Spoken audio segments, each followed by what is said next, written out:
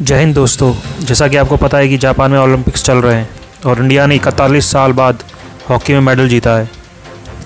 Indian government sports को बढ़ावा देने के लिए बहुत कुछ कर रही है। इसको देखकर पड़ोसी मुल्क पाकिस्तान अब ओलंपिक्स में भी भारत से कंपैरिजन करने लगा है। बात यह है कि पाकिस्तान के जेवलिन थ्रोअर अरशद नदीम ने जेवलिन थ्रो के फाइनल में जगह बना ली है। इसमें ही इंडिया के नीरज चोपड़ा ने भी अपनी जगह बना ली है। अब पाकिस्तानियों की शुरू से आदत है कि छोटी छोटी चीज़ों को लेकर ओवर एक्साइटेड हो जाते हैं। अब वो नीरज चोपड़ा और अरशद नदीम को कंपैरिजन करने लगे हैं। इनको पता होना चाहिए कि नीरज चोपड़ा गोल्ड मेडल के दावेदार हैं। पाकिस्तान हर चीज़ में इंडिया से पीछे है, मगर पता नहीं पाकिस्तान मीडिया अपनी जनता को क्यों पागल बनाती रहती है। वैसे इंडिया को अपने पॉपुलेशन और साइज़ के हिसाब से ओलंपिक्स में मेडल टैली बढ़ाने के बारे में सोचना चाहिए और क्रिकेट के अलावा एथलीट्स पर रूट लेवल से ध्यान देना पड़ेगा। तो चलिए देखते हैं ये वीडियो। पहले तो आपसे मैं ये जानना चाहूँगी कि अरशद नदीम जो कि बहुत आगे तक ज़ाहिर है पहुँच गए, इंशाल्लाह ताला उनसे उम्मीदें भी बहुत हैं कि आज वो मेडल जीत भी जाएंगे, पूरी कौम की दुआएं भी उनके साथ हैं। सबसे पहले तो उनकी परफॉर्मेंस के हवाले से थोड़ा सा बताइएगा, अब तक की जो उनकी परफॉर्मेंस रही वो कैसी रही और क्या हम उम्मीद करें कि वाकई आज हम मेडल जीत जाएंगे? थैंक यू वेरी मच जी, बड़ी मेहरबानी आपने मुझे लाइन पे लिया अरशद नदीम के बारे में बात करने के लिए। एक तो मैं आज पूरी कौम का कंसर्न और उनकी सबकी दुआएं अरशद नदीम के साथ मैं इसका शुक्रिया अदा करना चाहता हूं। पूरी पाकिस्तानी कौम का ये एक बहुत बड़ा जज्बा है हमारे कौम में, और उसका जितना भी हम शुक्रिया अदा करें सब लोगों का वो कम है।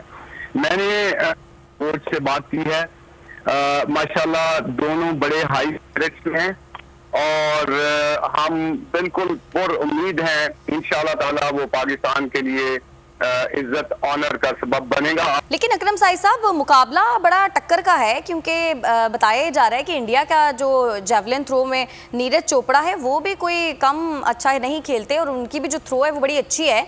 तो आप क्या समझते हैं कि दोनों के दरमियान किस तरह का मुकाबला आज देखने को मिलेगा और क्या ये मतलब ऐसा हो सकता है कि नीरज चोपड़ा जीत जाएं? वैसे हम तो दुआ ज़ाहिर करेंगे कि अरशद नदीम ही जीतें, लेकिन कितना सख्त मुकाबला मुतवक्के है?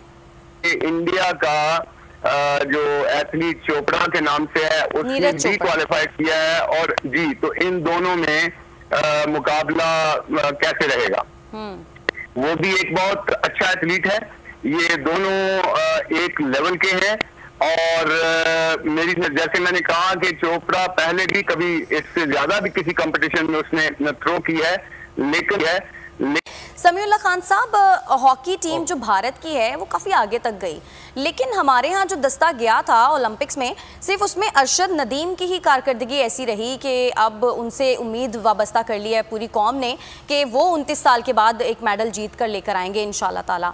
तो क्या वजह है, आपको क्या लगता है? हॉकी तो हमारा कौमी खेल है, उसके बावजूद हम लोग हॉकी में आगे क्यों नहीं जा सके? बिल्कुल देखें, जिस तरह हम अगर क्रिकेट की बात करते हैं तो उनके पास एक बहुत बड़ा बजट होता है। तो अगर आप ये देखें कि जो दूसरी फेडरेशंस हैं अगर उनके पास भी इस तरह से बजट हो तो हमारे खिलाड़ी बहुत ज़्यादा आगे जा सकते हैं। अगर आप ये देखें कि ओलंपिक के स्टैटिस्टिक्स उठाकर देखें कि पूरी दुनिया के, हम चाहते तो हैं कि हमारा ओलंपिक में मेडल आए, लेकिन आप ये देखें कि जो बड़े कंट्रीज हैं या दूसरे कंट्रीज हैं वो एक ओलंपिक मेडल तैयार करने में कितने पैसे लगाते हैं। 1-1 लाख 2-2 लाख नहीं, 10-10 लाख डॉलर लगता है एक खिलाड़ी को तैयार होने में और ओलंपिक में मेडल जीतने में। जब हम अपना बजट देखते हैं या हुकूमत की तरफ देखते हैं तो हमारे पाकिस्तान स्पोर्ट्स बोर्ड के पास इतना बजट नहीं है कि वो हमें आगे फेडरेशन को वो पैसे दे सके। तो जब हम अपने खिलाड़ी पर, हमारे पास बजट नहीं होगा, हम अपने खिलाड़ी को उतना पैसा नहीं दे सकेंगे, तो मुझे आप बताएं कि हम किस तरह से मैनेज करेंगे। अगर आप देखेंगे कि सबसे पहले तो हुकूमत के पास बजट ही कम आया हमारे स्पोर्ट्स बोर्ड के पास, उसके बाद उसने उसमें से आगे फेडरेशंस को देना है। फेडरेशंस के पास अगर फी फेडरेशन की बात करें तो तकरीबन 10 से 15 लाख रुपया एक साल की ग्रांट हर फेडरेशन के पास आती है। तो आप मुझे बताएं कि 10-15 लाख एक घर का खर्चा नहीं होता, आप उसमें से खिलाड़ी कैसे तैयार करेंगे? आप मुझे बताएं कि इंफ्रास्ट्रक्चर पर क्या लगाएंगे? आप उसमें तो एक नेशनल लेवल का इवेंट नहीं करवा सकते। तो जब हम ओलंपिक की बात करते हैं, जब हम वर्ल्ड की बात करते हैं, तो सबसे जरूरी चीज होती है हमारा बजट।